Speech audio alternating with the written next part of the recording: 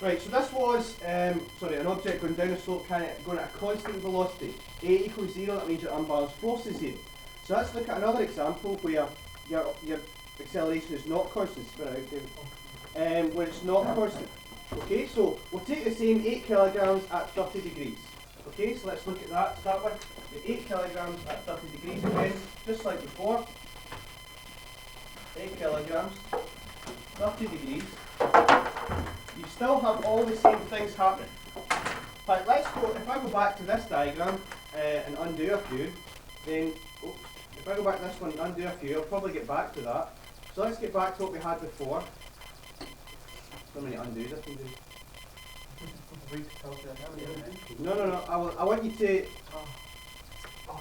Wait a minute.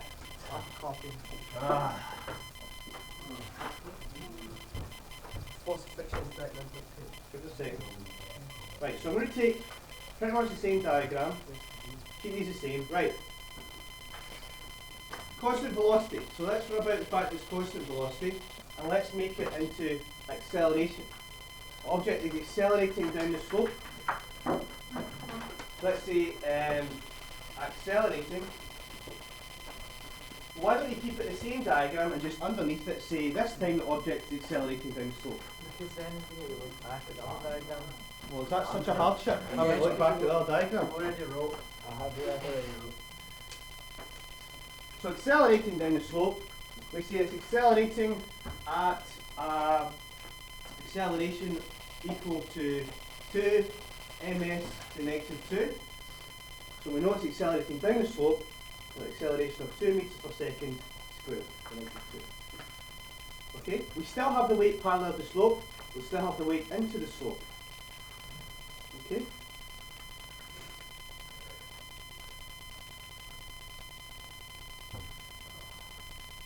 We can still calculate the force of friction.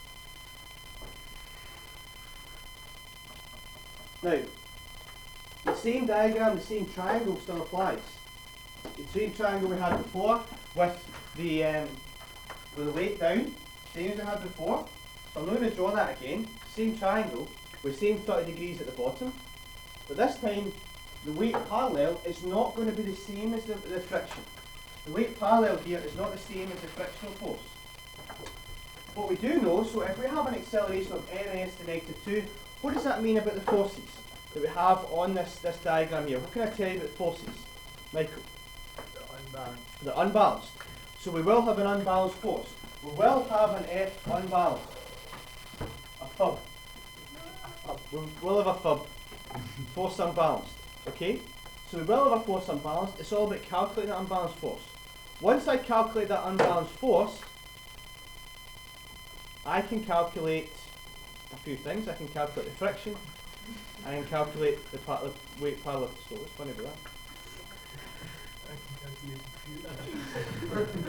You laughed at me. I think that always going in your head. It's not always Carval 5 years out of date. Galval. I don't know, it's probably Russian or something. That's probably one of those legal highs. You know that? You get that online. What? You get that online. E-store? No, I E-store. didn't. 5 years out of date, I found it in the bottom of my medicine cabinet. Your own personal medicine cabinet. Not a personal medicine, a family medicine cabinet. Is that a medicine bucket? Like on the wall? Anyway. And I can have 2 please. What did you say? I'll have some rent. Anyway. Nothing. Hang on. Right, what do we work out as the weight parallel again? What out for the last one? We've done it before. It's the same as your friction. What was it? 35? 39.2. 38.4? 39.2? We worked out is 39.2 newtons. That's your weight parallel to the slope. What we can now work out is we work out our force unbalanced, because F equals ma. So to work out our force unbalanced, we have a force unbalanced and we have our weight parallel to the slope. From those two, we can work out what the total friction is in the system. Okay? So let's see, what's our force unbalanced? So force unbalanced is equal to mass times acceleration, equal to 8 times the 2 metres per second, which we're told is equal to 16 newtons. So unbalanced force is equal to 12 newtons. 12? 16. 16 newtons. So unbalanced force is 16 newtons. Although we're getting 39.2. So basically, whatever's left over must be getting used up as friction. Okay? So 16 newtons and 39.2. Let's go on. I'll draw this again as a very basic three-body diagram. Guys, don't huff. I'm asking you to draw a diagram while we're doing it. No, David. It's me. I'm huffing because I don't get it. Yeah, I'm just about to explain it. So you get 39.2 pulling down. You've got friction pulling back. And you've got an overall unbalanced force 16 going down the way. So 16 is pulling down. You get 39.2 as the weight pulling down. So whatever is unbalanced about that, the addition of these must equal 16. That's because that's your unbalanced force. And wait until Jay's face goes from talking confusion into understanding. I thought you said that the force of friction was 39.2. In the first example, this is us now moving on to say that we've now have an acceleration. Remember I says take the same example, but it's not a constant velocity anymore. We're given an acceleration. Remember me going through that bit? So you just use 39.2 as a No, because it's No, the it's same. it's the same weight acting down the slope. No matter if it's going at, no matter if the object's accelerating or going at a constant velocity, it's still the same weight that's parallel to the slope. Right, so we've got 39.2 acting down and then 39.2 acting up. No. That means the forces would be balanced. If its forces are balanced, it must be travelling at a constant velocity. In this example, which was the last question, Right. I'm saying now, forget that and say, now we're saying the object's accelerating. 2 meters per second. Uh-huh. So if there's 39.2 pulling down, what must be the force of friction? Somebody do it for me. 23.2. That must mean there's 23.2 newtons of friction holding this box back and it's now allowed to accelerate down because there's an unbalanced force acting on it. Questions? Jay's still confused. There's Get it? friction and Wait a minute, wait. So there's less force in friction, so it means it goes. Hang on a minute.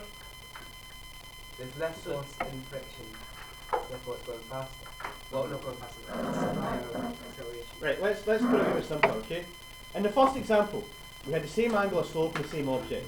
The object was going down the slope at a constant speed, so the force of friction was equal to the weight that was parallel to the slope. Do you get that? Yeah.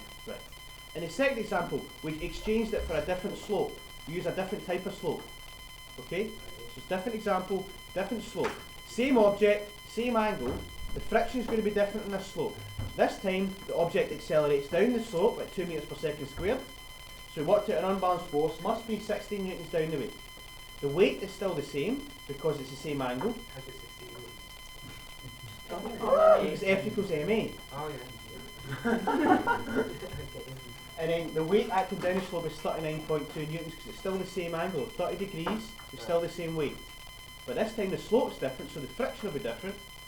So if we've got an unbalanced force of 60 newtons acting down the slope, we can work out that the friction of this slope must be 23.2. 23.2 plus 16 is 39.2. Yes. Get it? No, you don't. Yeah, I know it.